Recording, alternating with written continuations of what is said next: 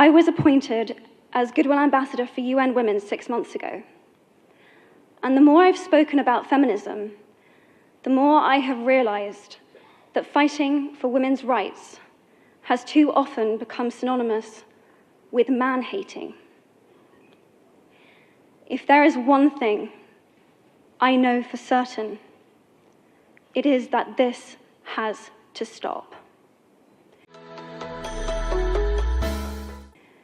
For the record, feminism, by definition, is the belief that men and women should have equal rights and opportunities. It is the theory of the political, economic, and social equality of the sexes.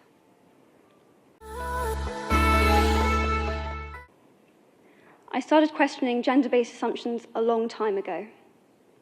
When I was 8, I was confused being called bossy because I wanted to direct the plays that we would put on for our parents, but the boys were not. When at 14, I started to be sexualized by certain elements of the media. When at 15, my girlfriends started dropping out of their beloved sports teams because they didn't want to appear muscly.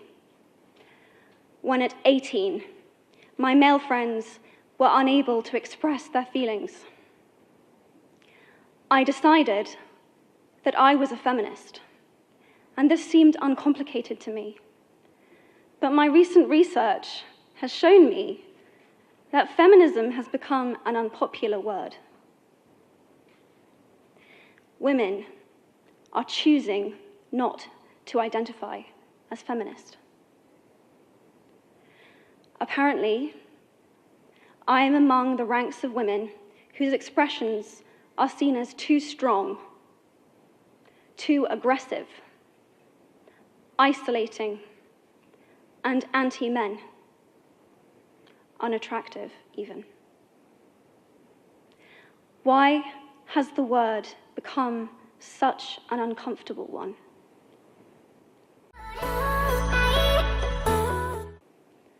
I am from Britain, and I think it is right that I am paid the same as my male counterparts. I think it is right that I should be able to make decisions about my own body. I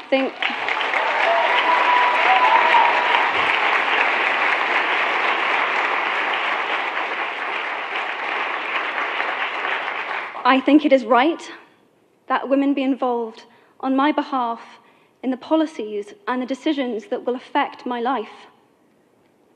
I think it is right that socially I am afforded the same respect as men.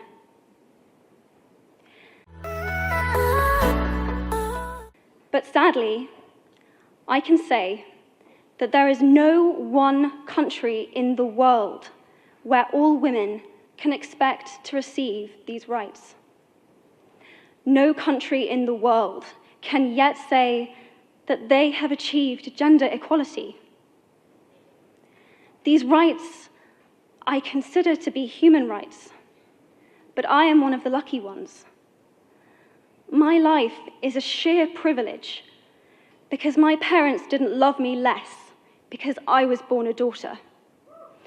My school did not limit me because I was a girl. My mentors didn't assume that I would go less far because I might give birth to a child one day. These influences were the gender equality ambassadors that made me who I am today. They may not know it, but they are the inadvertent feminists who are changing the world today. We need more of those. And if you still hate the word, it is not the word that is important. It's the idea and the ambition behind it. Because not all women have received the same rights that I have. In fact, statistically, very few have been.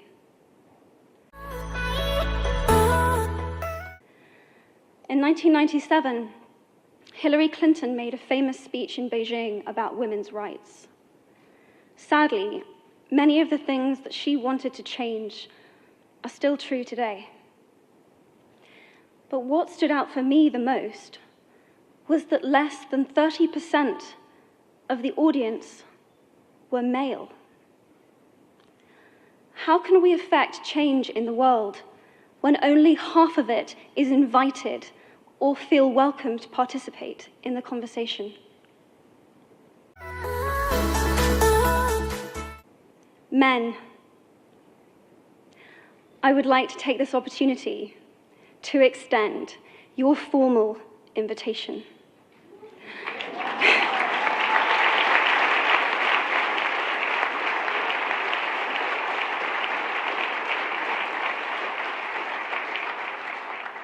Gender equality is your issue too.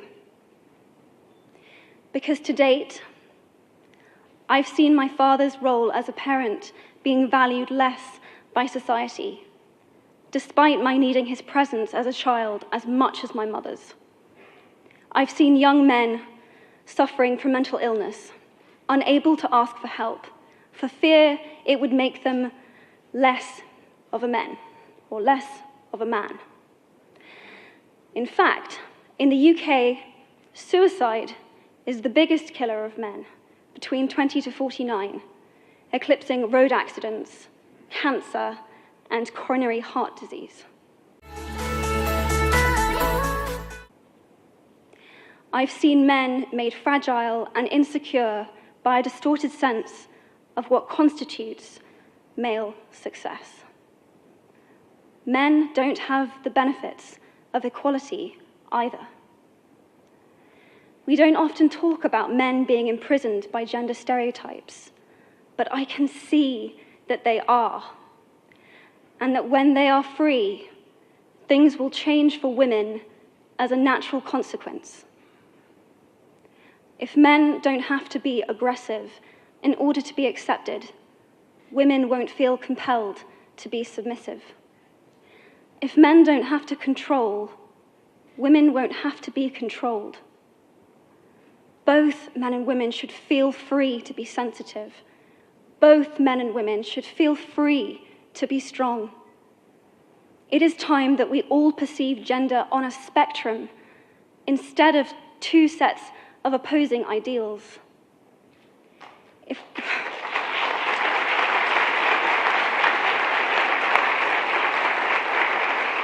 If we stop defining each other by what we are not and start defining ourselves by who we are, we can all be freer. And this is what HeForShe is about. It's about freedom.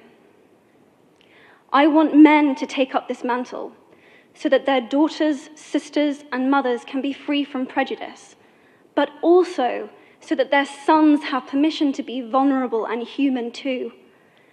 Reclaim those parts of themselves they abandoned, and in doing so, be a more true and complete version of themselves. You might be thinking, who is this Harry Potter girl? And what is she doing speaking at the UN? And it's a really good question. I've been asking myself the same thing. All I know is that I care about this problem, and I want to make it better. And having seen what I've seen, and given the chance, I feel it is my responsibility to say something. Statesman Edmund Burke said, "All that is needed for the forces of evil to triumph is for good men and women to do nothing."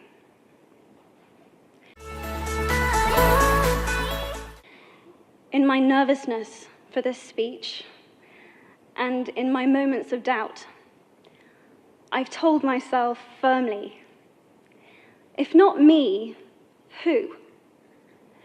If not now, when?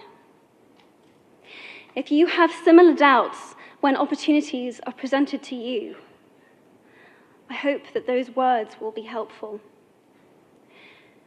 Because the reality is that if we do nothing, it will take 75 years, or for me to be nearly 100, before women can expect to be paid the same as men for the same work. 15.5 million girls will be married in the next 16 years as children. And at current rates, it won't be until 2086 before all rural African girls can have a secondary education. If you believe in equality, you might be one of those inadvertent feminists that I spoke of earlier. And for this, I applaud you. We are struggling for a uniting word, but the good news is that we have a uniting movement. It is called HeForShe. I am inviting you to step forward, to be seen, and to ask yourself, if not me, who? If not now, when? Thank you very, very much.